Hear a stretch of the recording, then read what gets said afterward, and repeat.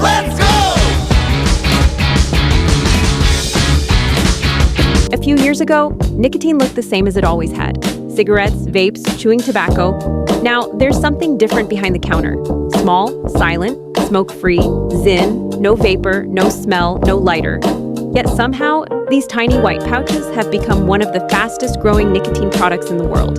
So how did ZYN go from a niche alternative to a cultural phenomenon? This is the rise of ZYN pouches. ZYN is a nicotine pouch.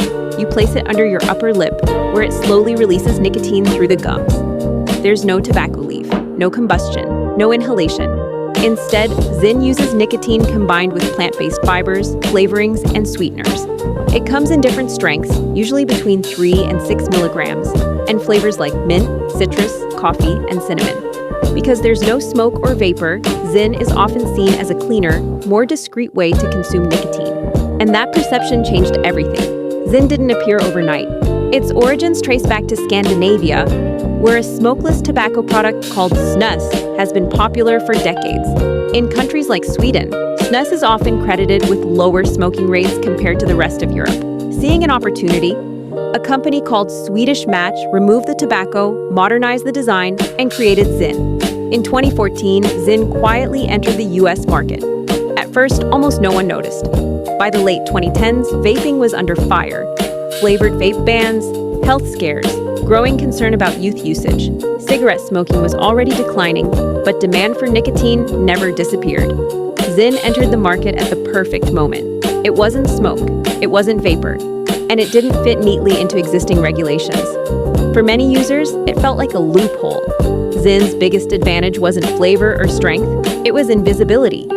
You could use it at work, in class, at the gym, on a plane. No clouds, no smell, no evidence. Nicotine redesigned to fit modern life, and that discretion made it socially acceptable in ways cigarettes and vapes never were. ZYN didn't grow through billboards or TV commercials. It grew online, memes, podcasts, short-form videos. ZYN became part of internet culture. People joked about locking in with a ZYN, using ZYN instead of coffee, using ZYN to focus, work longer, train harder.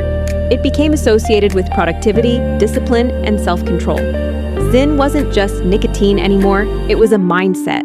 ZYN was originally marketed toward adult smokers looking for alternatives. But over time, something changed. A growing number of users never smoked at all.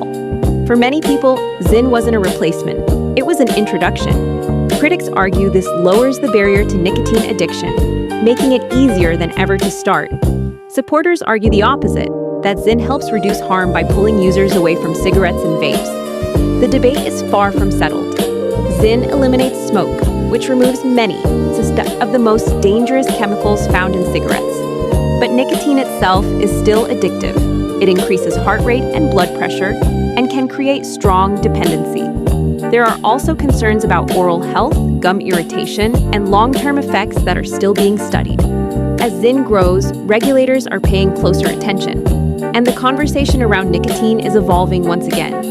ZYN's rise isn't just about nicotine, it's about how habits adapt, how addiction modernizes, and how convenience shapes behavior.